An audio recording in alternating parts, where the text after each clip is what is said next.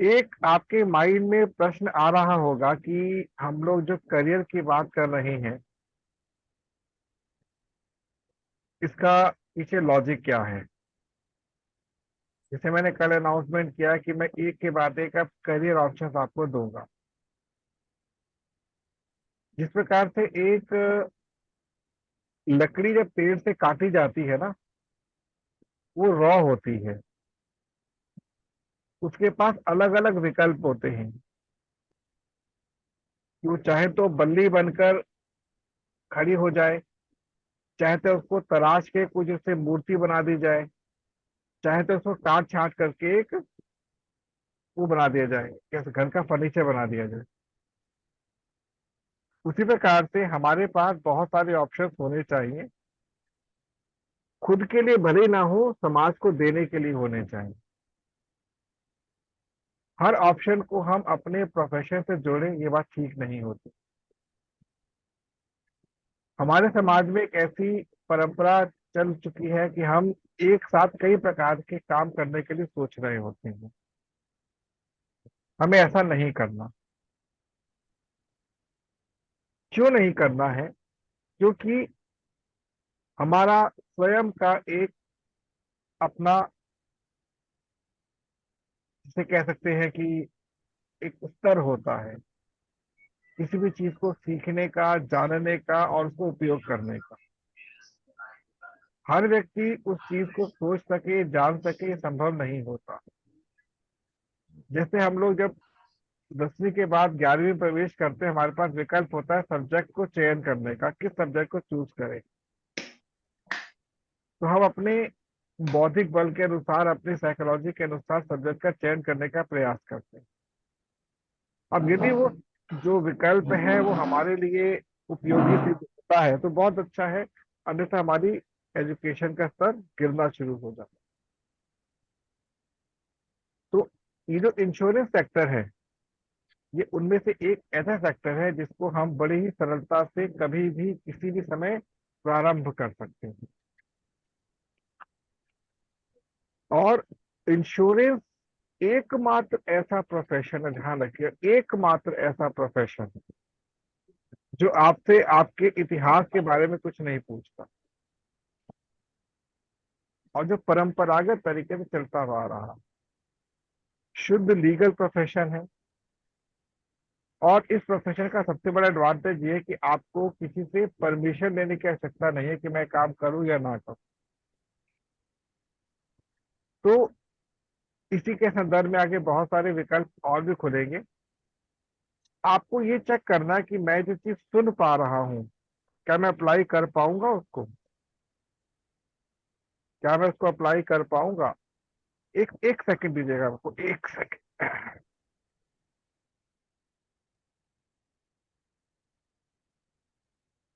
Well, तो क्या हम इसे अपना भविष्य का प्रोफेशन बना सकते हैं, ये इंपॉर्टेंट बात होती है। जैसे मैं नवरत्न जी से पूछता हूँ, नवरत्न जी आप क्योंकि इंश्योरेंस सेक्टर के साथ जुड़े हुए एज ए आप एम्प्लॉय काम कर रहे हैं, जी। आपका इसके विषय में क्या कहना कि क्या इसको आप अपना करियर बना सकते हैं, यस और नो? Yes sir. बना सकते हैं।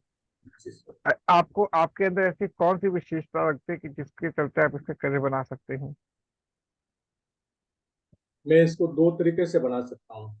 जी। इंश्योरेंस की एजेंसी लेकर के, हम्म। दूसरा मैं एडवाइजर काउंसलिंग करके, लोगों की काउंसलिंग करके उसको करियर हम्म। बना सकता हूँ। एजेंटों की, डीओ की, सबकी काउंसलिंग लेकर के मैं एक करियर शुरू कर सकता हूँ। Very good. तो आपको ऑप्शन कौन सा अच्छा लगा, पहला कि दूसरा? दूसरा थोड़ा विस्तृत है पहले के बजाय, हम्म। मेहनत उसमें ज्यादा है। हम्म। चलिए, अनिता जी मैं आपसे जानना चाहूंगा जी सर।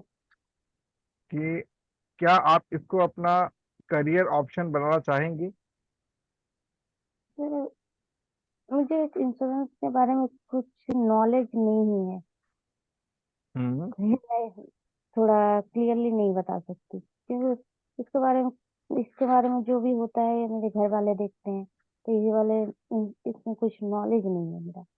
ओके, तो यदि आपको इसकी नॉलेज हो जाती तो क्या करियर बना सकते हैं इसका? और नॉलेज होती है और अच्छा किसी का फायदा होता है तो जरूर बनाना चाहूंगी। चलिए ठीक है, बहुत बढ़िया। महेंद्र जी आप बताएं। जी सर, बहुत अच्छा सेक्टर है इंश्योरेंस सेक्टर, और इसमें करियर बनाया जा सकता है। लेकिन हर क्षेत्र में करियर बनाने के लिए अपने को एक ही है कि उसकी डीपली नॉलेज लेना पड़ेगा और उसमें कमिटमेंट के साथ काम करना पड़ेगा। जी बहुत सुंदर। और ममता जी आपने जस्ट ज्वाइन किया अभी, तो क्या आप इस इंश्योरेंस सेक्टर को अपने करियर के रूप में देखती हैं?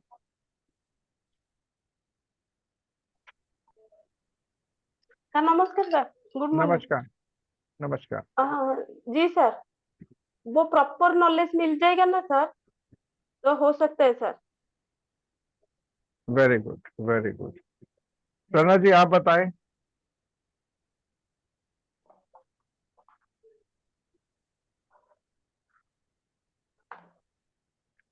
सर नमस्ते। नमस्कार। सर प्रॉपर नॉलेज होगा तो हो सकता है। हम्म। चलिए, आप में से, क्योंकि नरोत्तम जी इस फील्ड में ही है, उन्होंने इसको डायरेक्टली ऑप्ट करने की सोची, और सब लोगों की नॉलेज के लिए सभी लोग सोच रहे हैं। अब इसका उत्तर सुन लीजिएगा। प्रोफेशन दो टाइप का होता है, एक डायरेक्ट प्रोफेशन और एक इनडायरेक्ट प्रोफेशन। मैं प्रोफेशनली किसी एक फील्ड को ही ऑप्ट करना चाहता हूं या करना चाहूंगा, भले मेरे पास 5-6 ऑप्शंस क्यों ना हो, ताकि मैं अपना बेस्ट आउटपुट उस फील्ड को दे सकूं। इसके अतिरिक्त हर एक दूसरे प्रोफेशन के लिए मुझे एक ही काम करना है, काउंसलिंग करनी है। राजा बनकर राज्य करने से बहुत अच्छा होता है, राजा को बनाने की क्षमता आपके अंदर होनी चाहिए। मैं रिपीट करूंगा, राजा बनकर राज्य करने से बेहतर है, उत्तम है कि आप राजा बनाने की क्वालिटी डेवलप करें। जब हम किसी प्रोफेशन को ऑप्ट कर लेते हैं तो बेसिकली हम उस प्रोफेशन में क्या बन जाते हैं, यूजर बन जाते हैं, एक फ्रीलांसिंग के एम्प्लॉय बन जाते हैं, स्वेच्छा का एम्प्लॉय जिसे कहते हैं वो बन जाते हैं। और हमारा जो ग्रोथ चार्ट होता है वो उस पर्टिकुलर फील्ड के लिए अब एक टाइम बाउंड से आगे बढ़ेगा। लेकिन जब हम उसको अपना प्रोफेशन नहीं बनाते हैं, करियर बनाकर चलते हैं, तो हम बहुत सारे लोगों का जीवन बदल सकते हैं, हम यूजर्स क्रिएट कर सकते हैं। हमेशा ये ध्यान रखिए कि आपको जो भी ऑप्शंस दिए जाएंगे उसके थ्रू यूजर्स क्रिएट करने हैं, ये हमेशा ध्यान रखिएगा। मान लीजिए कि अपने जो महेंद्र जी एक अच्छे ट्रैवलर हैं, तो चाहेंगे लोग इनसे सामान अपना लोडिंग अनलोडिंग करवाए, इनके ट्रकों का इस्तेमाल करें, बट कितना कर पाएंगे? एक लेवल तक कर पाएंगे ना। तो अगर ये धीरे धीरे अपने पास ड्राइवर्स रखना शुरू कर देते हैं, धीरे धीरे अपने ट्रकों की संख्या बढ़ाना शुरू कर देते हैं, तो इन्होंने अपने ही प्रोफेशन को आगे बढ़ाया, साथ में छोटे छोटे यूजर्स क्रिएट कर दिए। अब इनको ये दिख रहा है कि इनके पास क्वालिटी है, एक अच्छे कैटरर की क्वालिटी बहुत अच्छी है, वो काम भी कर सकते हैं। और अगर उसमें एंट्री कर जाते हैं तो क्या होगा, फ्यूचर में इनका ट्रैवलिंग का बिजनेस डिस्टर्ब हो सकता है, जो नहीं करना। मार्केटिंग के प्रोफेशन में, क्योंकि हम सब मार्केटिंग ही कर रहे हैं, मार्केटिंग के प्रोफेशन में एक शब्द होता है वेयर, कहाँ पर अप्लाई, कहाँ पर करें। जैसे मैंने लास्ट टाइम था वाई। जितने भी प्रोफेशन आपके सामने रखूंगा सब में वाई जरूर आएगा कि क्यों, क्यों लेना है हमको इसको। तो वाई का मैंने पिक्चर आपको कल क्लियर कर दी, क्यों? क्योंकि one of the best profession of the market, one of the best. क्योंकि आपको एक ये एश्योरेंस देता है, आपको एक निश्चिंत भाव देता है कि आप अपने जीवन को शांतिमय तरीके से जी सकते हैं। वेयर में आती बात कि अप्लाई कहाँ पर करें इसको, खुद पर करें औरों पर अप्लाई करें, ये इंपॉर्टेंट पॉइंट। जब वेयर की बात आती है तो आपको ये पता होना चाहिए कि ये एक ऐसी फील्ड है जिसको हर क्षेत्र में अप्लाई किया जा सकता है। अब वो क्षेत्र कौन कौन से हो सकते हैं, तो मैंने जहां पे कल अपनी वाणी को विराम दिया था, एक तो होता है लाइव, जीवन से संबंधित। उसमें दो पार्ट आते हैं, प्रत्यक्ष और अप्रत्यक्ष। और दूसरा होता है नॉन लाइव, मतलब सिंपली मशीनरी के साथ आपने इसका उपयोग करना शुरू किया। अब जब हम बात करते हैं लाइव की, लाइव में क्या होता है कि आपने स्वयं को आधार मानकर अपने परिवार का इंश्योरेंस कराने की सोची। ध्यान रखिएगा, स्वयं को आधार मानकर परिवार की इंश्योरेंस कराने की कोशिश करिए। इंश्योरेंस कभी भी फर्स्ट पार्टी का नहीं होता, सेकंड पार्टी का होता, हमेशा ध्यान रखिएगा। कि बेनिफिट किसको मिल रहा है, सेकंड पार्टी को। फर्स्ट को कहीं बेनिफिट मिल ही नहीं सकता जब तक वो प्रॉपर टाइमली खत्म करके उसका बेनिफिट ना ले ले। तो फर्स्ट पार्टी के रूप में कल बताया था मैंने, first second third fourth 4 party कल बताई थी मैंने आप लोगों को। तो फर्स्ट पार्टी के रूप में जो इन्वेस्टर है, अर्थात जो कि इसमें प्रीमियम भर रहा है, वो किस रूप में अपने आप को प्रमोट करेगा, एज ए इन्वेस्टर। यदि मैं इंश्योरेंस खरीदता हूं तो मैंने एक इन्वेस्टमेंट प्लान खरीदा है, ये ध्यान रखिएगा। क्योंकि मुझे पता है कि मेरे को मार्केट से बेस्ट रिटर्न चाहिए और रिस्क फ्री चाहिए। रिस्क फ्री का मतलब क्या होता है कि जो मेरा मूलधन है, जो मेरा प्रिंसिपल अमाउंट है, एटलीस्ट वो मुझे वापस मिल जाए। तो इसकी गारंटी हमको कौन देता है, आईआरडीए। यदि आप किसी भी कंपनी से अपना इंश्योरेंस परचेज करते हैं तो उसकी गारंटी आपको आईआरडीए देती है। आईआरडीए जो है एक बैकअप एजेंसी है सरकार की ओर से, जो कि इन सभी के ऊपर अपना बहुत कड़ा दृष्टिकोण रखती है, कुछ गलती ना करे, भाग ना जाए। लेकिन फिर भी आपकी पॉलिसी केवल 80% ही श्योर रहती है, 20% वहां पर भी कोई गारंटी नहीं दे सकता। तो आप एज अ परचेजर क्या कर रहे हैं, एक इन्वेस्टमेंट प्लान ले रहे हैं जिसमें दो बेनिफिट्स है। पहला बेनिफिट तो ये है कि आपका जो अमाउंट है वो मल्टीप्लाई होकर आपको मिलने वाला है, 7 से 8% का रिटर्न हो सकता है एक टर्म के हिसाब से। दूसरा बेनिफिट क्या होता है, आपकी लाइफ का रिस्क कवर ये मेंटेन कर रहा। अब लाइफ में रिस्क दो प्रकार से होते हैं, एक तो आपकी मृत्यु, और एक कोई ऐसी बीमारी या रोग जो कि आपको आगे प्रीमियम बढ़ने से रोक रहा। पहले ये बेनिफिट नहीं था सेकंड वाला, फर्स्ट बेनिफिट तो शुरू से ही है। तो अब क्या है कि अगर आप एक पॉलिसी को नहीं भी जमा कर पा रहे हैं, आपकी तबीयत बिगड़ जाती है, बुखार कुछ बीमारी हो जाती है, तो पॉलिसी होल्डर को उसके लिए बेनिफिट देना शुरू किया जाता है। तो ये तो एक लाइन हो गई लाइव की। दूसरी लाइन क्या होती है कि हमने अपने किसी प्रियजन के लिए, मतलब होल्डर बनकर पॉलिसी कर दी, बच्चों की पढ़ाई के लिए, बच्चों के विवाह के लिए, इसके लिए हम पॉलिसीज करते हैं।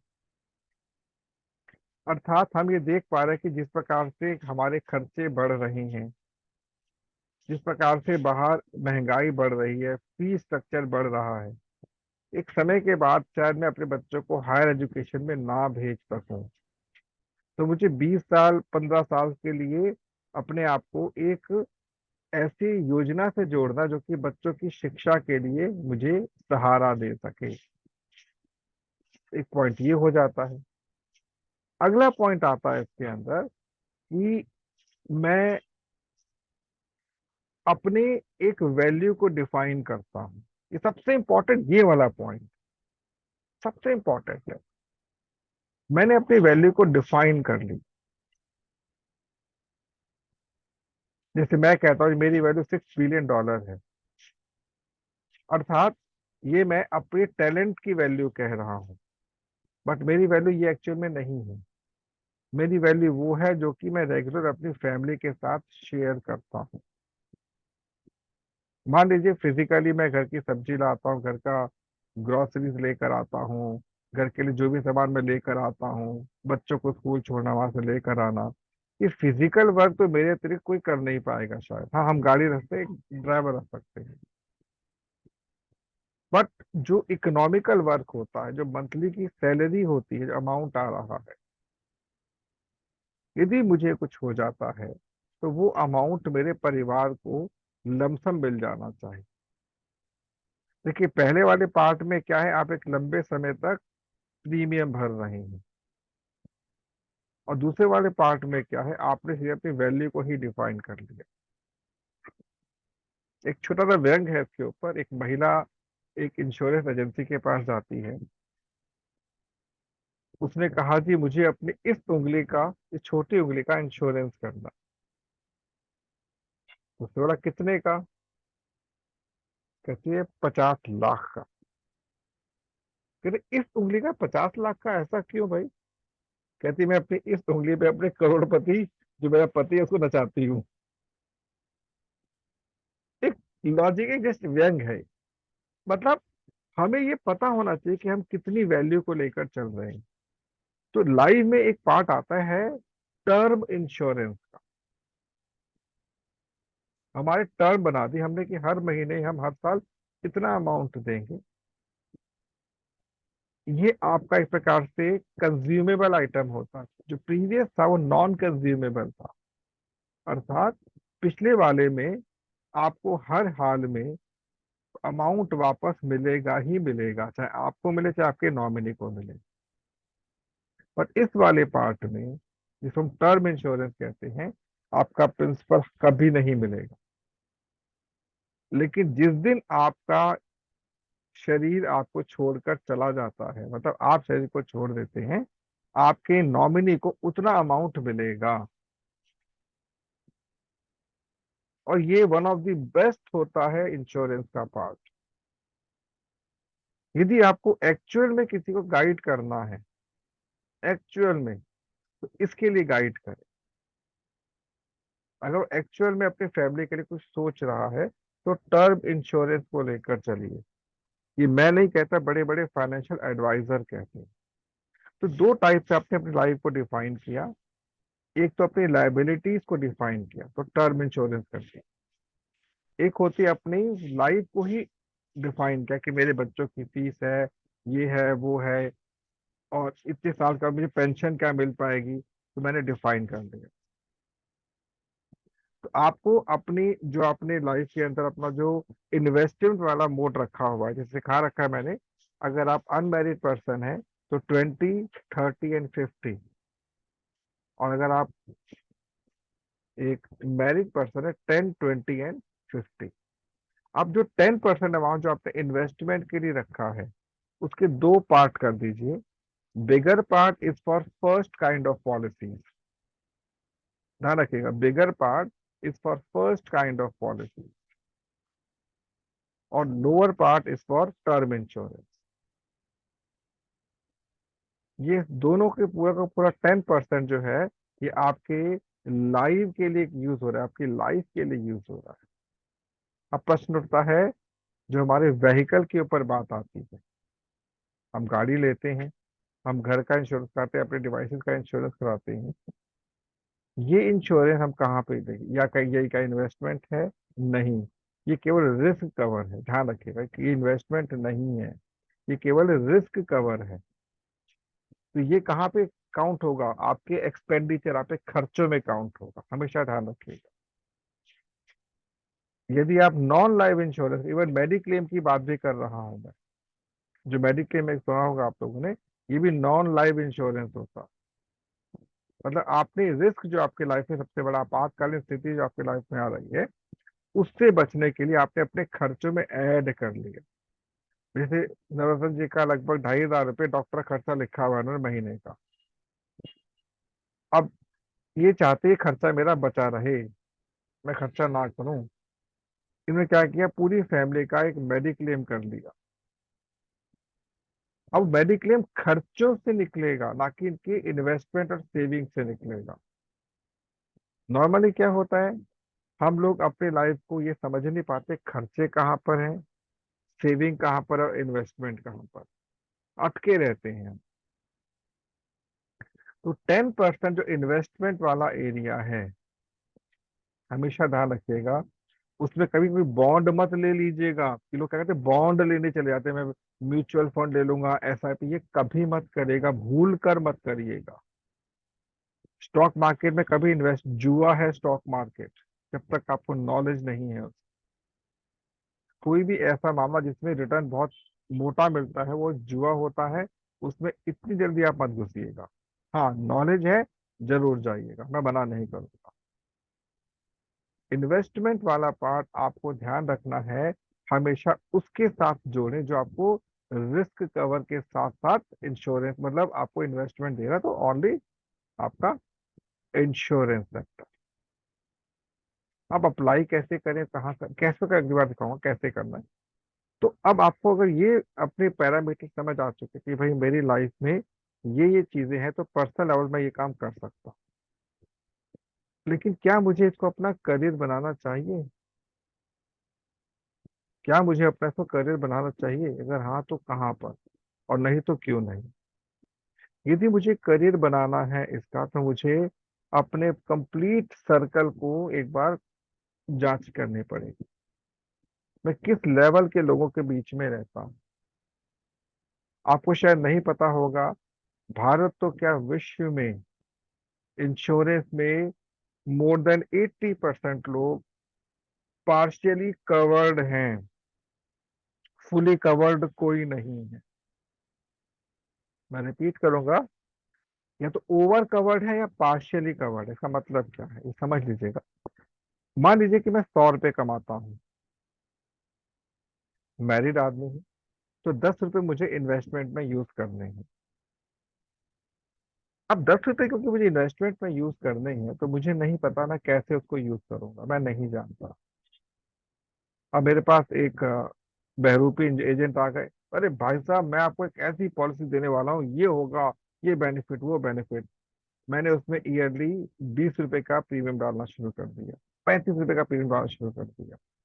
उसने मुझे बहुत ज्यादा उकसा दिया, मुझे बहुत ज्यादा प्रेरित किया, प्रभावित, ये तो बहुत ही अच्छी पॉलिसी है। उसके प्रभाव में आकर तो ली पॉलिसी। लेकिन आपने 10 के बदले 30 से 35 रुपए का प्रीमियम बांध दिया, और 20 का भी प्रीमियम बांध दिया आपने, तो आपका क्या, कौन सा पार्ट डिस्टर्ब हुआ? आइदर सेविंग या फिर एक्सपेंडिचर। आप मकान लेने पहुंचे, मकान एक इन्वेस्टमेंट नहीं है, हमेशा ध्यान रखिएगा। Property is not an investment. हम लोग सोचते हैं प्रॉपर्टी हमारे लिए एक बहुत बड़ा इन्वेस्टमेंट, नहीं है। प्रॉपर्टी कभी इन्वेस्टमेंट लेके मत चलेगा। प्रॉपर्टी क्या है, आपकी लाइफ की सेविंग है, हमेशा ध्यान रखिएगा।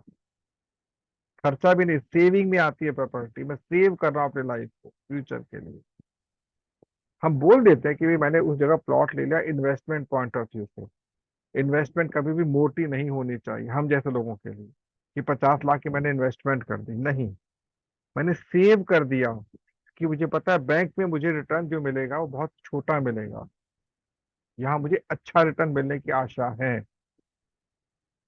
आई होप ये पार्ट समझ आ रहा होगा आप लोगों को। प्लॉट, प्रॉपर्टी, संपत्ति जो भी हम खरीदते हैं वो इन्वेस्टमेंट नहीं होती है। हम इन्वेस्टमेंट, बड़े बड़े फाइनेंशियल एडवाइजर बोलते हैं जी इन्वेस्टमेंट करो ना प्रॉपर्टी अंदर। भाई बेवकूफ हूँ क्या मैं? मैंने सेव किया उसको। तो जो आपका 20% अमाउंट है, जो 20% अमाउंट है, वही यहाँ पर एंटर होना चाहिए। तो अब वापस इंश्योरेंस पर लोग आते हैं। प्रॉपर्टी मार्केट में आपको इसका पूरा एक वो दूंगा, सेशन दूंगा। तो अब आती है हमारी अगेन इंश्योरेंस। 10 का आपके पास फ्लेक्सिबिलिटी केवल 12 से 13 रुपए की होनी चाहिए, प्लस माइनस 20% ध्यान रखिएगा। उसके ऊपर आपको नहीं टच करना अपने दूसरे सेगमेंट, ताकि आपका जो क्लाइंट है, आपका जो क्लाइंट है कभी भी अपने अंदर अनकंफर्टेबिलिटी फील ना करे। कुछ ऐसे इंश्योरेंस एजेंट होते हैं अपने स्वार्थ के लिए अपने बहुत सारे कस्टमर्स की लाइफ को चौपट कर देते हैं, बहुत देखे मैंने। बस एक बार लूट लो बस कस्टमर। अब आपको करना का वेयर अप्लाई कहाँ पे करें, तो आपको पहले देखना होगा किसकी सैलरी कितनी है। जैसे मैंने कल आपको बताया था कि व्हीकल परचेज जब हम लोग करते हैं तो लोअर रेंज की गाड़ियां ज्यादा बिकती हैं। अब आप ये सोचेंगे कि भाई तो बेनिफिट तो फिर अधिक मिलता होगा, और लग्जरी गाड़ी कम बिकती। कल एक गाड़ी का एक्सीडेंट हुआ है, रोल्स रॉयस, 16 करोड़ की गाड़ी को ने टैंकर पे हिट किया, 200 की स्पीड से चल रही थी वो। ड्राइवर तो वहीं पे खत्म हो गया, लेकिन जो उसके सवार थे वो सुरक्षित थे। अब यहाँ पर जो व्हीकल की बात आई, एक्सीडेंट हो गया, मैंने यहाँ पे क्यों बात रखी कि 16 करोड़ की यदि कोई गाड़ी खरीदने की क्षमता रखता है, इट मीन्स कुछ पावर उसके पास भी है, एक पावरफुल पर्सनैलिटी भी है वो। तो क्या उसने इन्वेस्टमेंट की, सेविंग किया, खर्चा किया, ये बात अलग है।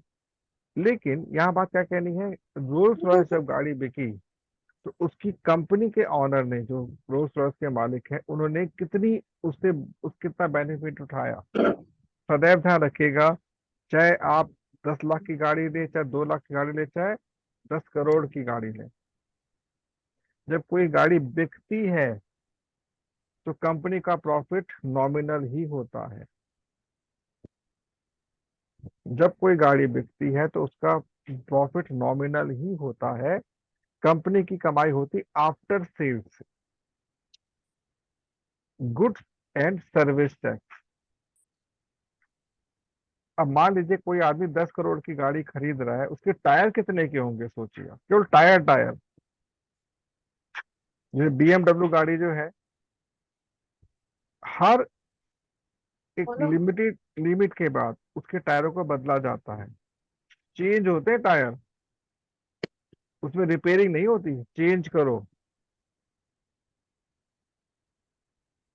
70-80 लाख की आप गाड़ी खरीद रहे हैं तो सोचिए टायर कितने के होंगे उसके। ऑन द सेम साइड, जब हम इंश्योरेंस को बेचने जाते हैं तो हमें ध्यान रखना है, हमको छोटी पॉलिसीज पर ज्यादा फोकस करना, कौन सा? बड़ी पे फोकस नहीं करना। क्यों? बड़े कस्टमर हमारी बात शायद सुनने से पहले 50 बार चिंतन करेंगे, और बड़े कस्टमर की बहुत गंदी आदत होती है, बहुत ही गंदी आदत। वो 50 लोगों जो सुनेंगे लेकिन परचेज करेंगे अपने खास आदमी से। कभी टाइम वेस्ट मत करिए वहां पर। आपको उस सेगमेंट को पकड़ना जिसके पास नॉलेज होती ही नहीं है, जिसको एक्चुअल में इसकी रिक्वायरमेंट है। ऑटो, टैक्सी ड्राइवर्स, ये आपके लिए बहुत बड़ी मार्केट है। और आप चेक करिएगा, मैक्सिमम टैक्सी ऑटो ड्राइवर्स हैं अनइंश्योर्ड होते हैं लाइफ में, क्योंकि का जीवन एकदम ऐसे चल रहा होता है कि बस आज गए कल गए। और कौन सी पॉलिसी को इस पे इनको फोकस करना है, टर्म इंश्योरेंस। भाई आप केवल 100 रुपये महीने का निकाल, ऐसे कहना केवल 100 रुपये महीने का निकालिए, साल के कितने निकाले आपने, 1200 रुपये, आपको 10 लाख का टर्म इंश्योरेंस मिल रहा है। समझ गए बात को आप? अब टर्म इंश्योरेंस करता कोई क्यों नहीं है, इसके पीछे भी कारण है। उसका कमीशन बहुत छोटा होता है, कमीशन बहुत छोटा होता है, और नेक्स्ट टाइम रिन्यूअल के वक्त की गारंटी नहीं होती कि कराएगा कि नहीं कराएगा। तो अगर आपको किसी की लाइफ में भी एंटर करना है तो बेस्ट ऑप्शन है टर्म इंश्योरेंस से एंट्री मारी। उसके बाद आपको पता करना है कि उसके साथ और कौन कौन सी लाइबिलिटीज चल रही हैं, बच्चे, फैमिली, हेल्थ देखना होगा। तो जब तक आपने फर्स्ट, जो मैंने कल आपका सेशन लिया था जिसे बताया था पूरा, उसका आप एक फाइनेंशियल स्ट्रक्चर बनाएंगे अपने पास।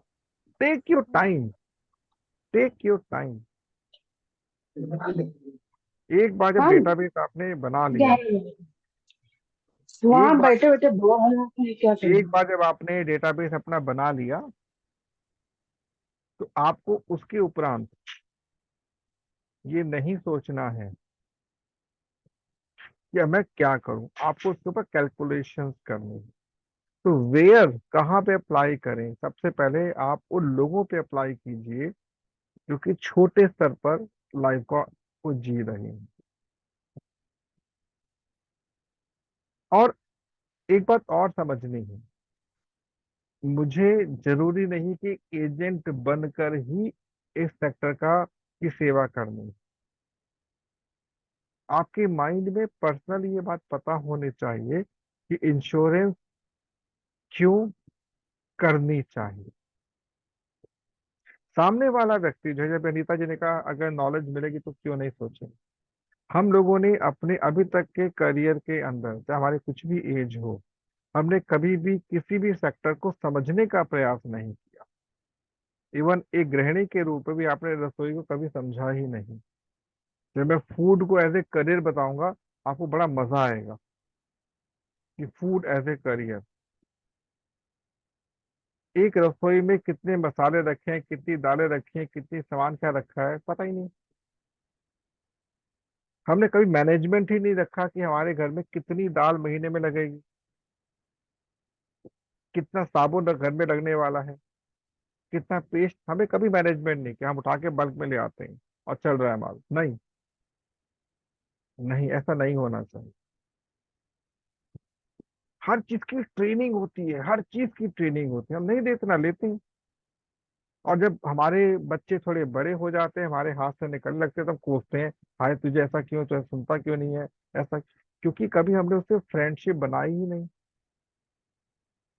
सिमिलरली, प्रोफेशन के साथ अपनी फ्रेंडशिप बनानी बहुत आवश्यक है। आप अपने क्लाइंट के साथ एज ए एजेंट नहीं, एज ए फैमिली मेंबर जुड़ी। कुछ लोग होते हैं जो कि ना घर से बाहर निकलने में उनको समस्या होती है, हेल्थ इश्यूज होते हैं, बहुत सारे प्रॉब्लम्स होती हैं। तो करना क्या है आप सबसे पहले एक अच्छे इंश्योरेंस एजेंट से अपनी दोस्ती बना लीजिए, और कोशिश करें एक नहीं, 3-4 अलग अलग एजेंसीज के साथ आपकी मित्रता होनी चाहिए।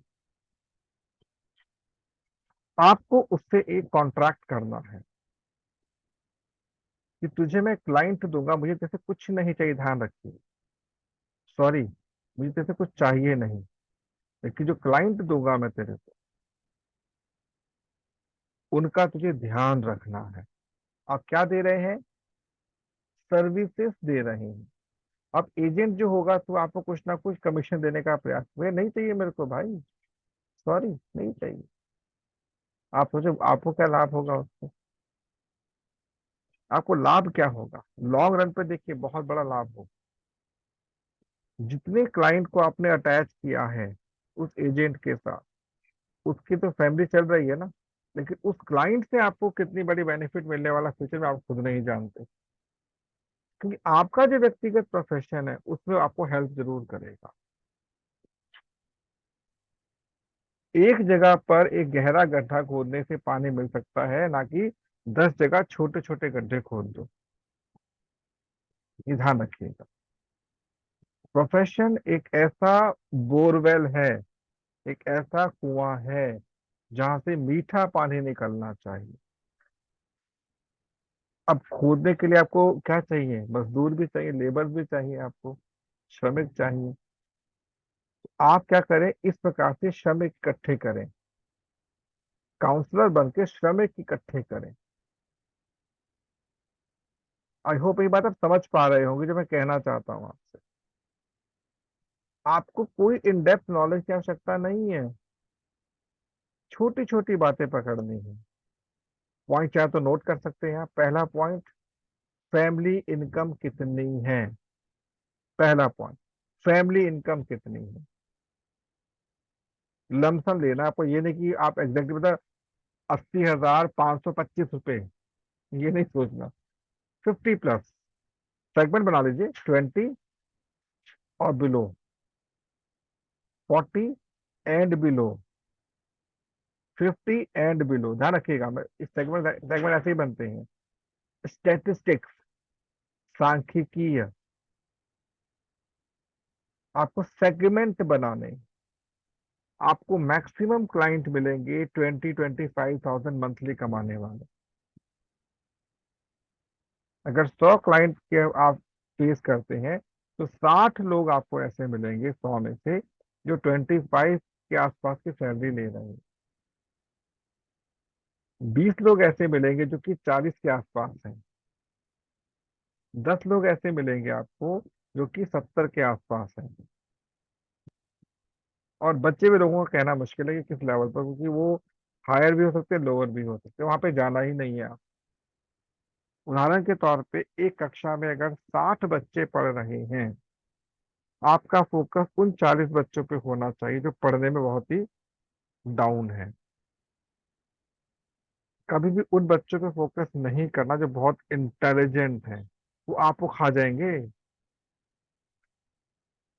जो हमारा ये मंच है, ध्यान रखिएगा, इस मंच को हमने उन लोगों के लिए बनाया है जो कोई सिखाने को राजी नहीं है, जो सीखने में बहुत पुअर लगता है जिनको, और उनमें उन्हीं में स्ट्रेंथ भी होती है। स्ट्रेंथ उन्हीं लोगों में होती है। ब्रिलियंट बच्चे किसी लायक कभी नहीं हो सकते, ध्यान रखिएगा। आपको ध्यान होगा, जब समुद्र मंथन हुआ था सबसे पहले कौन निकला था उसके अंदर से, पता है आपको? सबसे पहले क्या निकला था उसमें से? जहर। समुद्र, हाँ, जहर। बाद में निकला था। सबसे पहले क्या निकला था?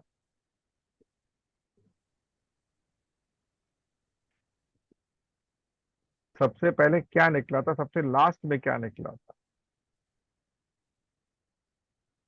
सबसे पहले कुबेर के रूप में लक्ष्मी आई थी।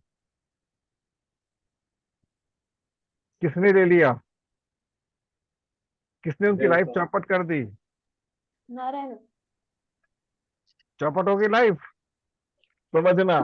लाइफ चौपट कर दी, बर्बाद कर दिया उनका जीवन, शादी हो गई, चलो साइड हट जी। जाओ। फिर क्या निकला? उसके बाद हल हाल विश। इस बात। अब कौन पिए? महादेव। कौन पिए? जैन तो भग लिए। जय शंभू। तो गया। महादेव भाई, चलो भाई ठीक है, मैं ही ले लेता हूँ भाई, मैं बैरागी आदमी, मुझे करना दे, तो मैं ही ले लेता हूँ। फिर क्या निकला? फिर क्या निकला था? अमृत अमृत। अमृत अमृत। हाँ जी? अमृत। अमृत। नहीं, शंख निकले थे, गदा निकली थी, जी जी जी जी, दादा सीखा। विभिन्न टाइप के क्या निकले थे? हथियार। सिद्धियां निकली थी, सिद्धियां। कौन ले सिद्ध। गया? कभी कोई किसी नारायण। किसी को, किसी ने, नहीं नहीं, नारायण नहीं, कोई इंद्र ने पकड़ लिया, किसी ने कुछ पकड़ लिया, किसी ने कुछ पकड़ लिया। एक्चुअली हमारे पास इंफॉर्मेशन अधूरी इंफॉर्मेशन है। जी। हमें क्या बताया था? वहां लक्ष्मी निकली, विष निकला, अमृत निकला, नहीं। समुद्र मंथन का मतलब क्या होता है शायद नहीं पता होगा आपको, बहुत। ये भी नहीं पता होगा आपको, ये कभी और जिंदगी बताओ। का। हाँ जी? जिंदगी का मंथन करना है वैसे, नहीं नहीं, शुरुआत से। नहीं नहीं नहीं नहीं, नहीं। वो भी नहीं है। फिर बताऊंगा आपको समुद्र मंथन का मतलब क्या है, समुद्र कहते किसे हैं, सागर कहते किसे हैं। अंत में क्या निकला था? अंत में अमृत। अमृत। सोचने वाली बात है, अंत में निकला था अमृत, प्रारंभ में। अच्छा ये बताइए, मैं आपको एक अमृत का कलश देता हूँ और एक कुबेर का भंडार देता हूँ, आप क्या लेना पसंद करेंगे? अमृत कलश। क्यों भाई, ऐसा क्या है उसके अंदर?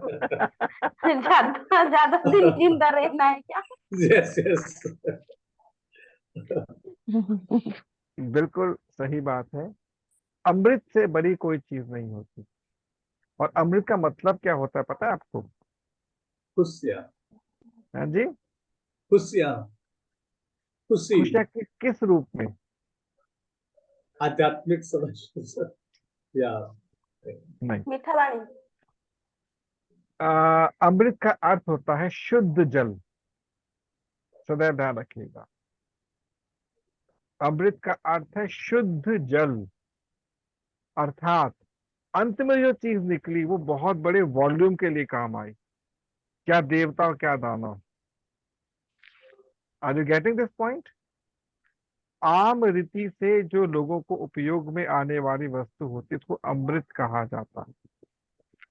आम रीति से मतलब जो कॉमन सिंपलेस्ट मेथड से जो लोग कंज्यूम कर सकें, that is pure water, holy water जिसे हम लोग कहते हैं।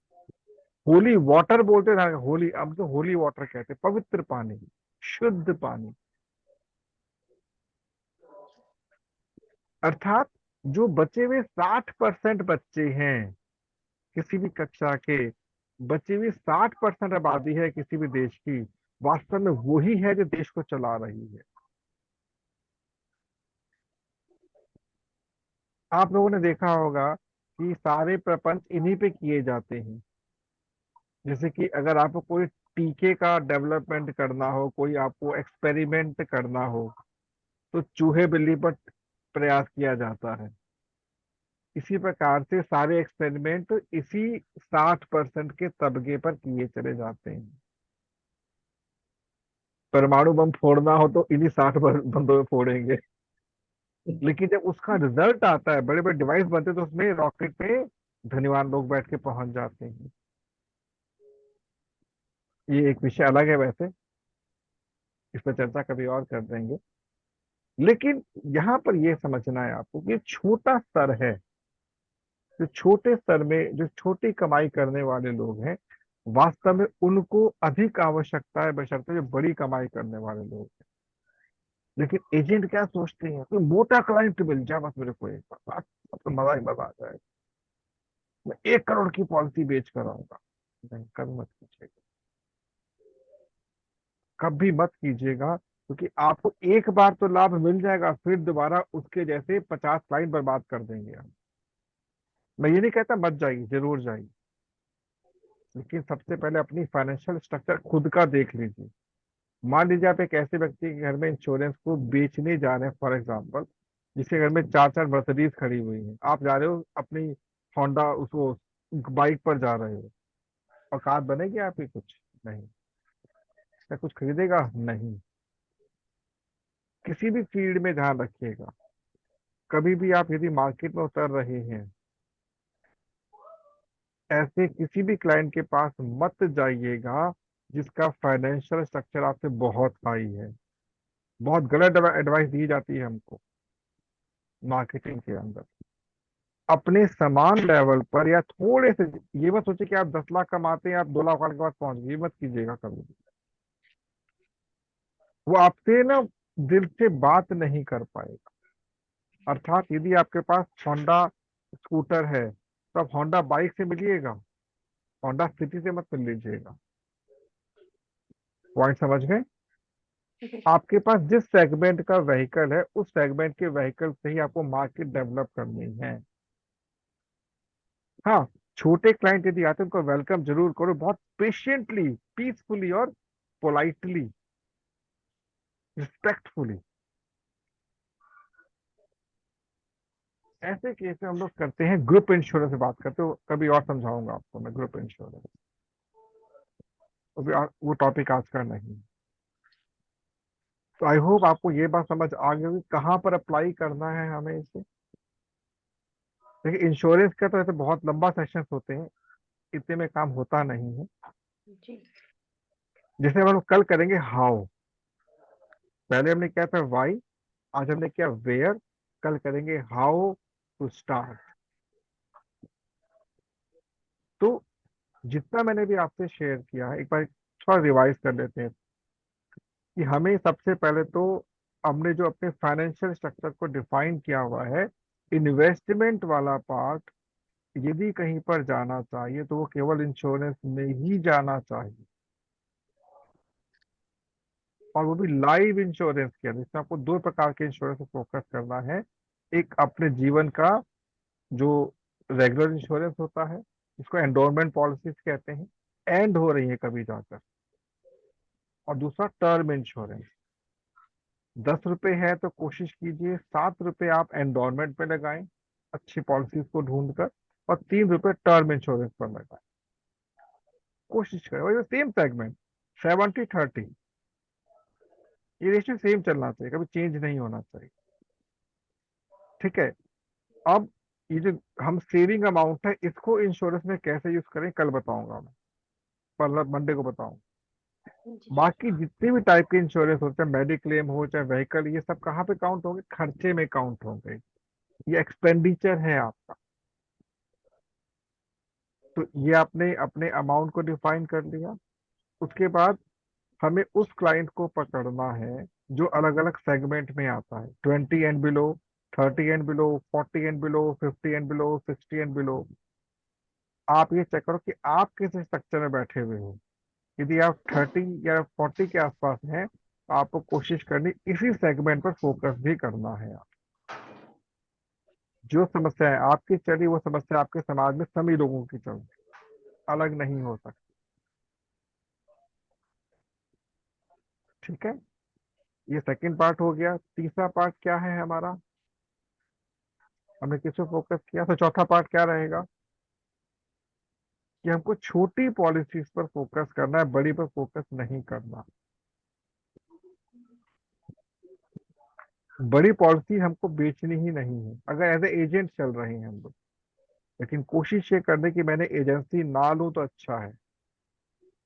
अगर मैं इसको अपना प्रोफेशन एक्चुअली बनाने के लिए प्राण मतलब दृढ़ निश्चय हूँ, तभी आप लीजिएगा, वरना क्या होता है, बोझ बन जाता है। ऊपर से प्रेशर आता है आपके ऊपर, भाई कितनी कर ली पॉलिसी, क्या आउटपुट है, नहीं झेलना मेरे।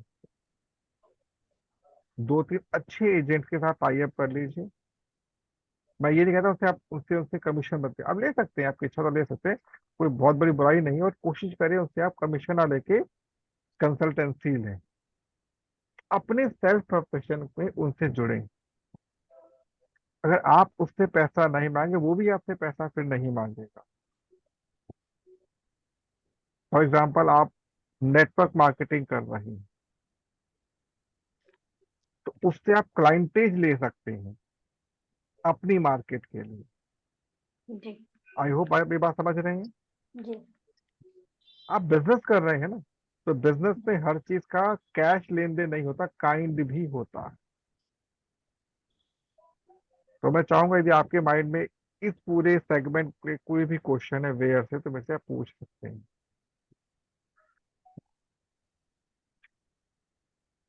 पूछे प्लीज।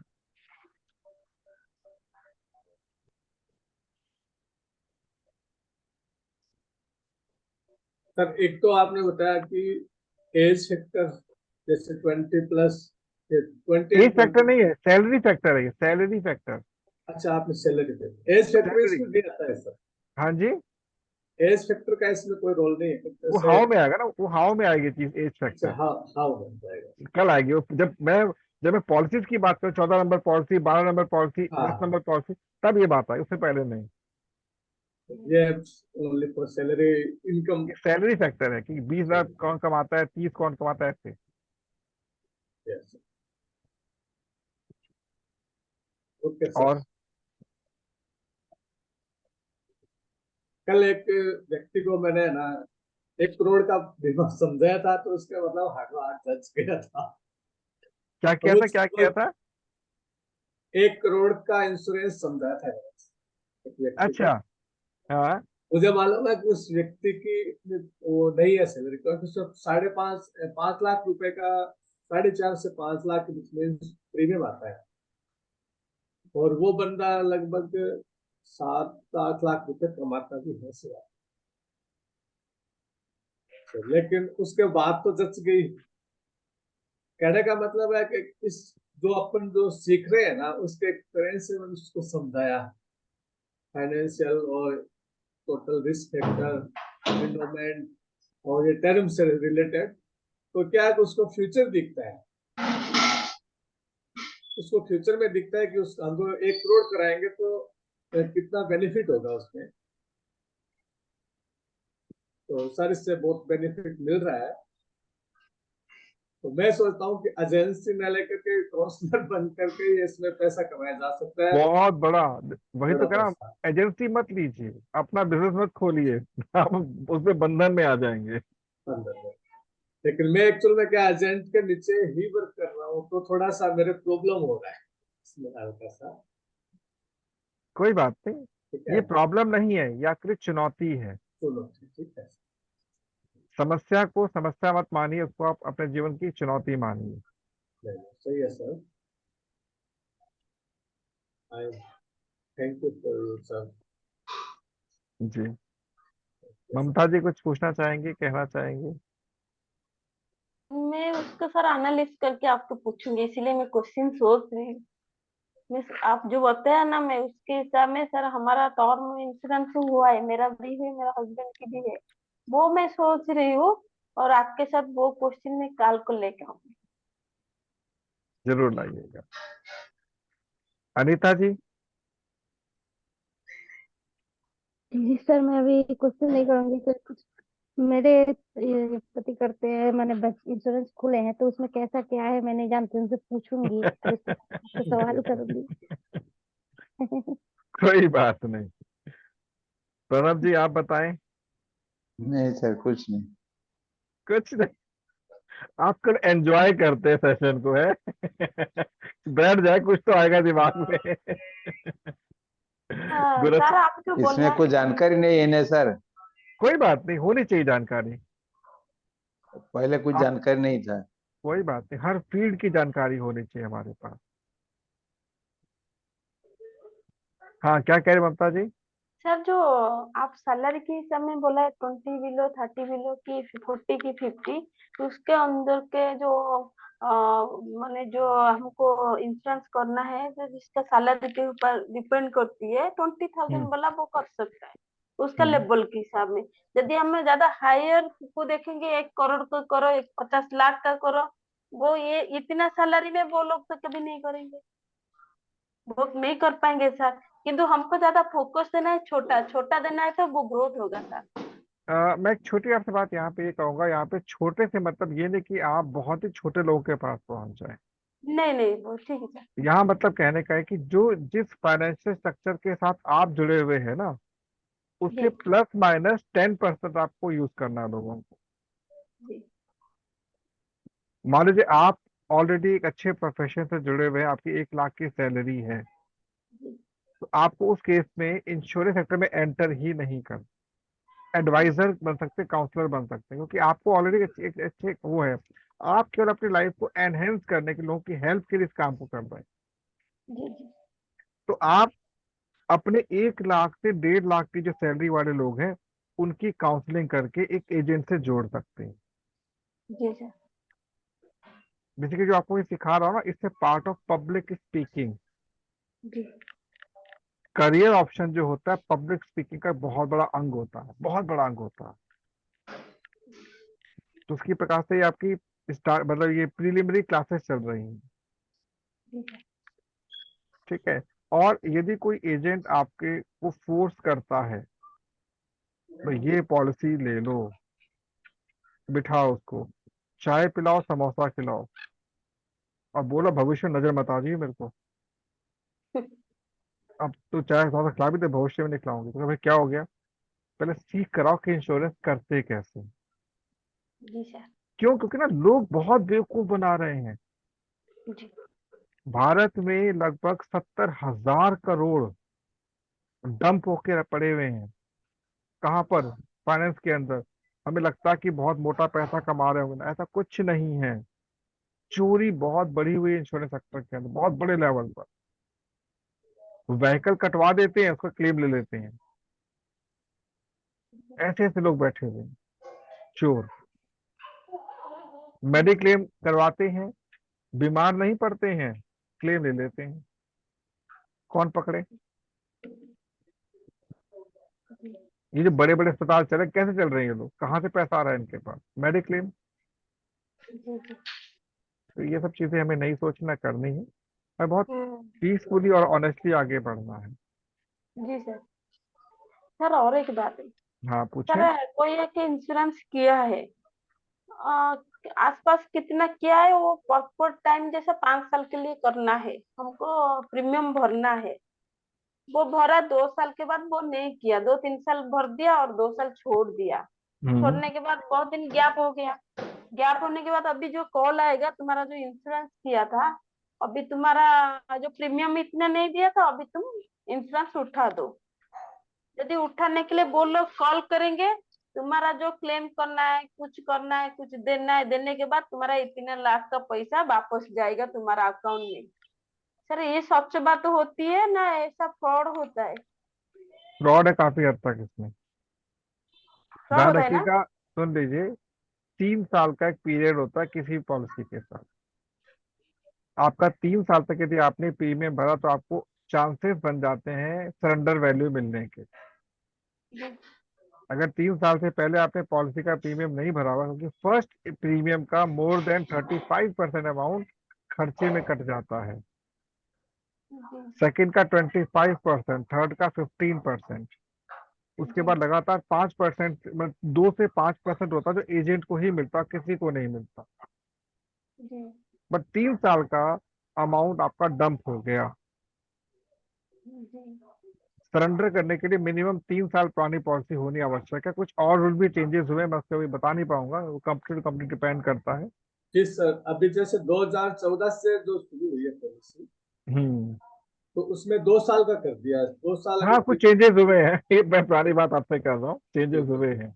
नहीं, पीछे की जो वो सर। पॉलिसी है उसमें 3 साल का रूल अभी भी है। जी। तो अब पॉलिसी चालू करवाते हैं तो 5 साल अगर लैप्स हो गए हैं ना कंप्लीटली, तो फिर फुल वो वापस नहीं चालू होती है, रिवाइवल नहीं होती है। जी। अंडर 5 ईयर वापस रिवाइवल चालू हो सकती है। जी। जी। ममता जी से ये कहना चाहूंगा कि अगर ऑनलाइन अगर आपके पास किसी का फोन आता है तो उसको ज्यादा तवज्जो न दे। हम्म। अगर आपका पॉलिसी है तो आप ब्रांच में जाकर के या प्रॉपर एजेंट से ही मिले। वो जी। सर हमारा ब्रांच है वो दिल्ली है, एग्जाम्पल एक दिया है दिल्ली का। अभी सर ना मेरा हस्बैंड ऐसे का इंश्योरेंस किया था, करने के बाद वो क्या किया, अभी थोड़ा दिन बाद 2-3 साल भरा है, आई डोंट नो, मुझे पता नहीं थी ना। उसके पास कुछ कॉल आया था, बोला कि तुम्हारा इंश्योरेंस ऐसे किया है और इतने तुमको और रिक्वायरमेंट है, तुम उसको भरने के बाद तुम वापस पैसा ले सकती हो। नहीं यदि भरोगे तुम्हारा 6.5 लाख, एग्जाम्पल 5 लाख की 6 लाख तुम्हारा चला जाएगा, पेंडिंग पड़ जाएगा। उसके प्रोसेसिंग हिसाब में जो काम चल रहा है सर, वो ये पेमेंट कुछ दिया, कुछ बाकी था, ऐसे पेमेंट देने के बाद वो डायरेक्ट इंश्योरेंस ऑफिस में डिपॉजिट हुआ। वो सारा इसीलिए मैं, मेरा एक्सपीरियंस नहीं है, वो लोग एक आदमी उसका एजेंट होगा, उसका हैंडल कर रहा है। वो बोला, हमको कॉल किया था, हमको इतना इतना पैसा कुछ देना है, 2-3 बार हम ऐसे 2 लाख दे दिया था। और डायरेक्ट मैं हस्बैंड को पूछा, तुम दे रही किसी को ना, मैं थोड़ी ना किसी का अकाउंट में दूंगी, मैं जो इंश्योरेंस किया था वो ऑफिस में मेरे को डिपॉजिट करना पड़ रहा है। वो बोला, यदि तुम इतना नहीं भर पाओगे तो तुम्हारा ये चला जाएगा, जितना तुमको 6-7 लाख मिलना चाहिए तुम वापस नहीं मिलेगा, तुम उसको करो। ये सब मेरा हस्बैंड सोच कर ये किया, पैसा पैसा दे रहा था। अभी 3 दिन हो गया, हमारा फाइनल स्टेज में था हमारा अकाउंट को क्रेडिट होने के लिए। वो आदमी जो एजेंट था, वो उसका फैमिली का कुछ इश्यू था, पुलिस केस कुछ वगैरह वगैरह कुछ हुआ, वो 1 महीना के लिए छुट्टी ले गया। हमारा वो इंश्योरेंस पॉलिसी जो है वो उसके खाता से पड़ के रह गया, उसका फाइनल स्टेज में बंद हो गया। जब भी वो आया फिर दोबारा बोला, ऐसे ऐसे हुआ है, मेरा प्रॉब्लम हुआ था इसीलिए तुम्हारा फाइनल नहीं कर पाया, उसका टाइम चल रहा है, अभी तुमको इतना पैसा भरना है, देने के बाद मैं 7 डेज में तुम्हारा सैंक्शन कर दूंगी। मैं उसको बोला, क्या लफड़ा भाई चल रहा है, अब मैं दिल्ली नहीं आ सकती हूँ, दिल्ली में हमारा ब्रांच है हमारा इंश्योरेंस का, और क्या करना है, अभी अभी पैसा देना है, 7 दिन के बाद आप बोलोगे और दो, ये क्या लफड़ा चल रहा है ना मैडम जी, मैं पैसा नहीं ले रही हूँ, जो इंश्योरेंस किया तुम वो ऑफिस में डिपॉजिट कर रही हो। सर ये बात है ना, मैं आपसे पूछ रही हूँ, ये क्या हमको फ्रॉड कर रहा है ना, क्या कर रहा है? 90% फ्रॉड है वो। ग्राउंड हो सकता है। 90% फ्रॉड है। आजकल पता है क्या हो रहा है, आजकल फ्रॉड के नए नए तरीके निकाल लिए गए हैं, नए नए तरीके निकाल दिए गए हैं। इवन जी बहुत सर। सारे ऐसे भी लोग हैं जो आपको बिल्कुल जेन्युइन पॉलिसी करके दे जाएंगे और पीछे फ्रॉड होगी वो। सर उस लोग को कैसे पता चलता है, मैं जो इंश्योरेंस बनाया था मेरे को ये सब करना है, ये डेटा करना है, वो बिकता है, डेटा बिकता है। डेटा शुरू करो। और क्या कर डे- सकती हूँ सर मैं? कुछ नहीं, सुनो आपके मजे में। पास ममता जी, आपकी जो पॉलिसी नंबर है ना LIC की जी है, तो अगर आप मेरे को आपका नंबर और आपकी डेट ऑफ बर्थ व्हाट्सएप कर दीजिए, मैं सारा देख लूंगा। दैट्स जी, इट। वो LIC का नहीं होगा मुझे पता नहीं कौन अगर सा ये मैं LIC कौन लाइफ सा। इंश्योरेंस का है तो उसके अलावा मैं जी नहीं कर सर। सकता। ओके। जी ममता जी मेरा सुनिए हस्बैंड। सुनिए सुनिए सुनिए, पॉलिसी का बॉन्ड है आपके पास? हस्बैंड के पास है सर। बॉन्ड है ना, उसपे कस्टमर केयर नंबर लिखा हुआ, बिल्कुल। जी सीधे बात करो ना उससे। जी सर। मेरे को मेरे क्या कि मैं यदि थोड़ा उल्लू बनने के लिए था ना, मेरा हस्बैंड बहुत चालाक है ना, ऐसे पैसा वो बर्बाद नहीं करे, इसलिए मैं उसके ऊपर भरोसा करके रखा। यदि वो चला जाएगा ना सर, उसका बैंड बज जाएगा। कोई बात नहीं, कि सुनिए, इतिहास को बदल पाना बहुत मुश्किल होता है, जी लेकिन भविष्य के लिए योजना बना सकते हैं हम लोग। जी सर। जैसे भी आपके अंदर से ये चीजें निकल रही हैं बाहर, जब आप काउंसलिंग करने जाएंगे ना, आपको ऐसे ऐसे लोग मिलेंगे रोते हुए, है बर्बाद कर दिया उसने, उसने ये कर दिया, उसने वो कर दिया। मैं खुद आपके सामने भुक्तभोगी बैठा हूँ, 3.5 लाख रुपए बर्बाद कर दिए इंश्योरेंस एजेंट ने मेरे, 3.5 लाख। आज की बात नहीं कर रहा ओहो। हूँ मैं, 2008 की बात कर रहा हूँ। अपने अपने स्वार्थ के लिए, कि मेरा चेयरमैन क्लब बना है, इसको लपेटो, लपेटे में ले लो। बहुत बढ़िया पॉलिसी चल रही थी, लगातार फर्स्ट क्लास प्रीमियम जा रहा था। किया क्या, तिवारी जी इससे अच्छी ये पॉलिसी लो। कहा 20 लाख का प्रीमियम, कहा 1.25 लाख का प्रीमियम। मैं झांसे में आ गया, करवा दिया। एक प्रीमियम नहीं भर पाया, वो पैसा डूब गया मेरा, पूरा गया। उसको तो बेनिफिट हो गया। दूसरी यार पॉलिसी में वो लोन दिलवा दिया, वो भी डूब गई। अंत में मेरे को किसी ने एडवाइस दी, इसको तुरंत आप सरेंडर करवा दिए, तुरंत कराइए सरेंडर। 20,000 रुपए मेरे को मिले थे। 3.5 लाख में 20,000 मेरे पास पॉकेट में है, सारा पैसा डूब गया। वो तो अगर मैं एक सर साल और, हाँ, एक साल और डिले करता तो वो भी खत्म हो जाता। बहुत सारा इसलिए, हमको 7 डेज हाँ, दे रहा है। वही तो सर, छोड़िए, मैं विश्वास नहीं कर पा रही। कोई नहीं, छोड़िए। अब हम एक काम करें, कल की हम जो हमारा मंडे सेशन होगा, मंडे हम लोग इस विषय पे चर्चा और करेंगे। जी देखिए, फ्रॉड हर दिशा में है, जी हमें नॉलेज गेन करके उससे बचना है बस। जी सर। तो हम लोग मंडे सेम टाइम पे मिलेंगे, और हमारा टॉपिक रहेगा इसी का अंतिम वाला, हाउ, कैसे। ठीक है नवता जी? Okay sir. क्या नाम है, प्रणव जी, और जो हमारे नमस्ते। लाइव हैं, नमस्कार, ममता जी, और जो इस समय सुन रहे हैं, पूजा जी और अनीता जी, नमस्कार। सर नमस्कार। सर नमस्कार सर, नमस्कार। नमस्कार। नमस्कार सर। नमस्कार।